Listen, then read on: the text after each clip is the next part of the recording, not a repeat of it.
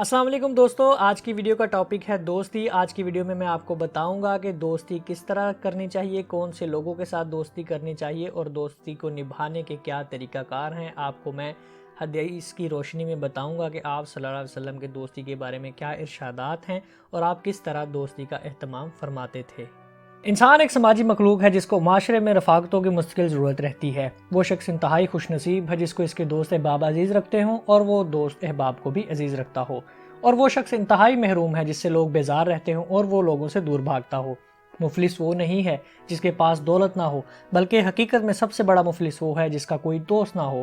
دوست زندگی کی زینت، سفر حیات کا سہارا اور خدا کا انعام ہے۔ البتہ دوستی اچھے اخلاق والوں کے ساتھ ہونی چاہیے۔ نبی پاک صلی اللہ علیہ وسلم کا ارشاد ہے، مومن سراپا الفت و محبت ہے، اور اس آدمی میں سرے سے کوئی خیر و خوبی نہیں ہے جو نہ تو دوسروں سے محبت کرے اور نہ دوسرے ہی اس سے محبت کریں۔ قرآن پاک میں اللہ تعالیٰ کا ارشاد ہے، مومن مرد اور مومن عورتیں آپس میں ایک دوسرے کے دوست اور معاون ہیں۔ نبی اکرم صلی اللہ علیہ وسلم اپنے ساتھیوں سے انتہائی محبت فرماتے تھے اور ہر ایک کو یہ محسوس ہوتا کہ نبی پاک صلی اللہ علیہ وسلم سب سے زیادہ اسی کو چاہتے ہیں۔ حضرت عمر بن عاص کہتے ہیں کہ نبی پاک صلی اللہ علیہ وسلم اس توجہ اور خلوص کے ساتھ مجھ سے گفتگو فرماتے اور اتنا خیال رکھتے کہ مجھے یہ خیال ہونے لگا کہ شاید میں اپنی قوم کا سب سے بہتر آدمی ہوں۔ اور ایک دن میں نبی پاک صلی اللہ علیہ وسلم سے پوچھ بیٹھا کہ یا رسول اللہ، میں افضل ہوں یا ابو بکر؟ تو آپ صلی اللہ علیہ وسلم نے فرمایا ابو بکر افضل ہیں۔ پھر میں نے پوچھا میں افضل ہوں یا عمر؟ تو فرمایا عمر۔ پھر میں نے پوچھا کہ اے رسول اللہ صلی اللہ علیہ وسلم، میں افضل ہوں یا عثمان؟ ارشاد فرمایا عثمان۔ پھر میں نے نبی پاک صلی اللہ علیہ وسلم سے بڑی وضاحت کے ساتھ حقیقت معلوم کی اور آپ صلی اللہ علیہ وسلم نے بلا رعایت صاف صاف بات کہہ دی۔ اب تو مجھے اپنی اس حرکت پر بڑی ہی شرم آئی اور میں نے دل میں خیال کرنے لگا کہ بھلا ایسی بات پوچھنے کی مجھے کیا ضرورت تھی۔ دوستو، ہمیشہ نیک اور صالح لوگوں سے دوستی کا بندھن قائم رکھنا چاہیے۔ دوستی کے انتخاب میں اس بات کا ضرور لحاظ رکھنا چاہیے کہ جن لوگوں سے آپ کل بھی تعلق بڑھا رہے ہیں وہ دین و اخلاق کے پہلو سے آپ کے لیے کس حد تک مفید ہو سکتے ہیں۔ ایک مشہور مثل ہے کہ اگر کسی کی اخلاقی حالت معلوم کرنا چاہو تو اس کے دوستوں کی اخلاقی حالت معلوم کرو، اور نبی پاک صلی اللہ علیہ وسلم کا ارشاد ہے، آدمی اپنے دوست کی دین پر ہوتا ہے۔ اس لیے ہر آدمی کو غور کر لینا چاہیے کہ وہ کس سے دوستی کر رہا ہے۔ دوست کے دین پر ہونے کے معنی یہ ہیں کہ جب وہ دوست کی محبت میں بیٹھے گا تو وہی جذبات و خیالات اور وہی ذوق و رجحان اس میں بھی پیدا ہوگا جو دوست میں ہے، اور پسند و ناپسند کا وہی معیار اس کا بھی بنے گا جو اس کے دوست کا ہے۔ اس لیے آدمی کو دوست کے انتخاب میں انتہائی غور و فکر سے کام لینا چاہیے اور قلبی لگاؤ اسی سے بڑھانا چاہیے جس کا ذوق و رجحان، افکار و خیالات اور دوڑ دھوپ دین و ایمان کے تقاضوں کے مطابق ہو۔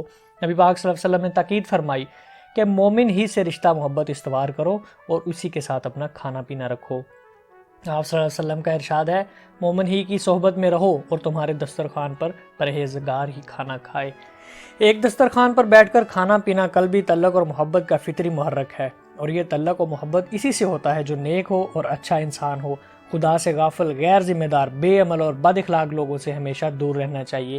نبی پاک صلی اللہ علیہ وسلم نے اچھے اور برے دوست کے تعلق کی کیفیت کو ایک بلیغ تمثیل میں یوں بیان فرمایا ہے کہ اچھے اور برے دوست کی مثال مشک بیچنے والے اور بھٹی دھونکنے والے لوہار کی طرح ہے۔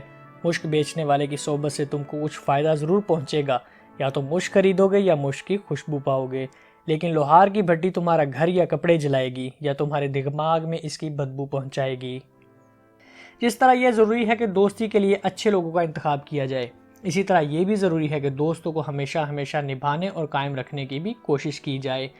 کامیاب زندگی کے لیے دوستوں پر اعتماد کرنا، ان کے درمیان حشاش بشاش رہنا، خود کو افسردگی سے بچانا اور دوستوں کو افسردہ کرنے سے بچنا، ان تمام چیزوں سے غفلت روا نہیں۔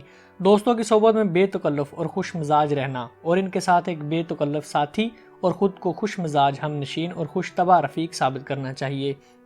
آپ کی صحبت سے احباب اکتائیں نہیں بلکہ مسرت اور کشش محسوس کریں۔ حضرت علی رضی اللہ تعالیٰ عنہ کا قول ہے، دل کو آزاد بھی چھوڑ دیا کرو، خشک نکتے بھی سوچا کرو، کیونکہ جسم کی طرح تمہارا دل بھی تھک جاتا ہے۔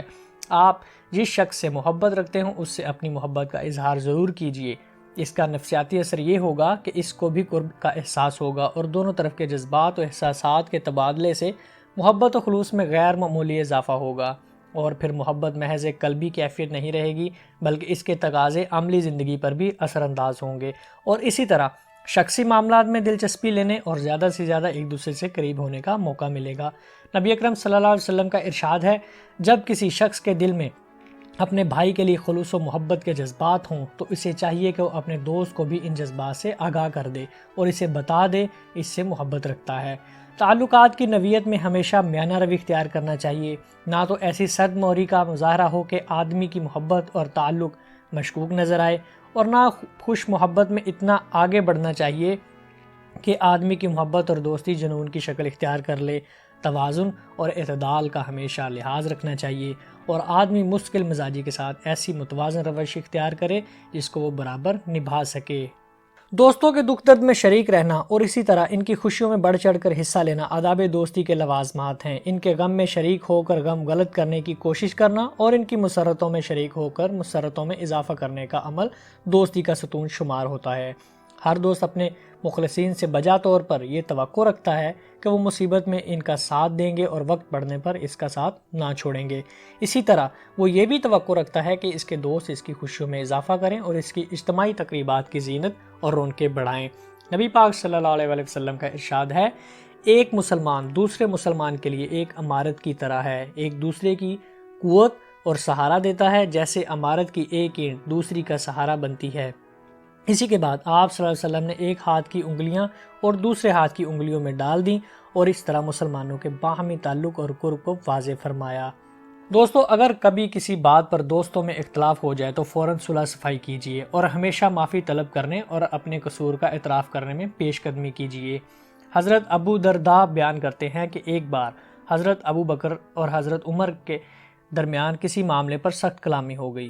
بعد میں حضرت ابو بکر کو احساس ہوا اور وہ انتہائی مغموم حالت میں نبی پاک صلی اللہ علیہ وسلم کی خدمت میں پہنچے اور فرمایا، یا رسول اللہ، میرے اور عمر کے درمیان کچھ اختلاف ہو گیا ہے، مجھے غصہ آ گیا اور کچھ سخت باتیں ہو گئی، مجھے بعد میں بڑی شرمندگی ہوئی اور میں نے عمر سے معافی چاہی، لیکن یا رسول اللہ وہ معاف کرنے کو تیار نہ ہوئے۔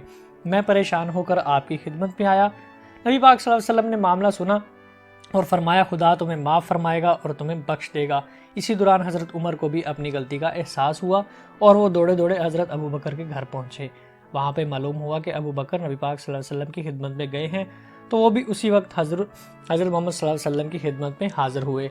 حضرت عمر کو دیکھ کر نبی پاک صلی اللہ علیہ وسلم کے چہرے پر غصے کے آثار نمودار ہوئے۔ یہ دیکھ کر حضرت ابو بکر بہت ڈرے اور نہایت عاجزی و انکساری کے ساتھ گھٹنوں کے بل ہو کر نبی پاک صلی اللہ علیہ وسلم سے عرض کیا، یا رسول اللہ، عمر کا کوئی قصور نہیں، قصور سارا میرا ہی ہے، میں نے ہی زیادتی کی ہے، میں نے ہی انہیں سخت کہا ہے۔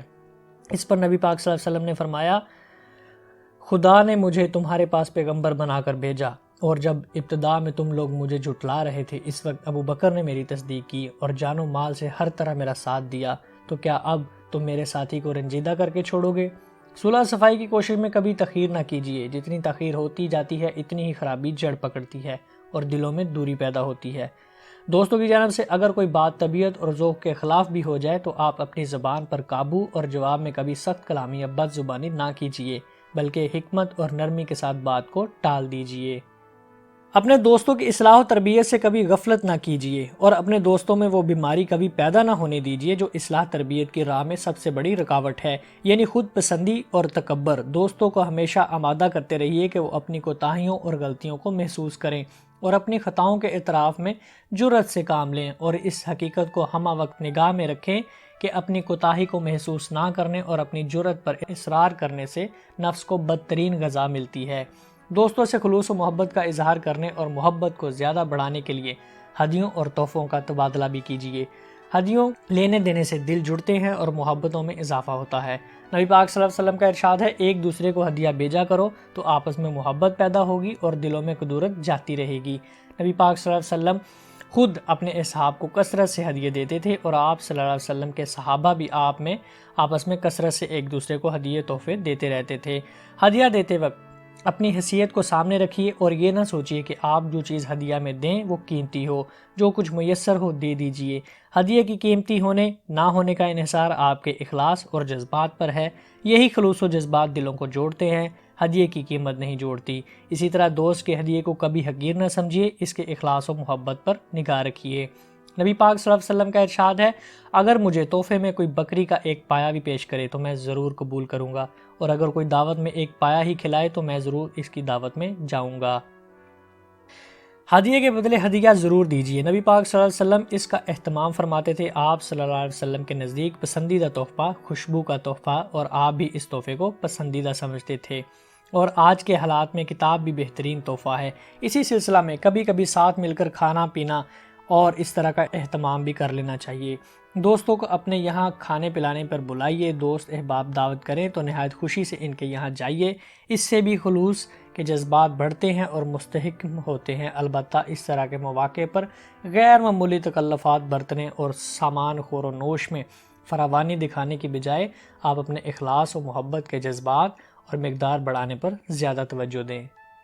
جی تو دوستو، یہ تو تھا ایک دوستی کے متعلق ایک چھوٹا سا خلاصہ کہ آپ کو کس طرح کے دوست بنانے چاہیے اور دوستی آپ کو کس طرح لے کر چلنی چاہیے۔ امید کرتا ہوں آپ کو یہ ویڈیو پسند آئی ہوگی۔ پسند آئی ہو تو اس کو لائک ضرور کیجیے گا اور آپ دوستوں کو بھی شیئر کریں تاکہ یہ باتیں دوسرے دوستوں تک بھی پہنچ جائیں۔ ملتے ہیں نیکسٹ کسی ویڈیو میں، تب تک محمد عمیر کو اجازت دیجیے۔ اللہ حافظ۔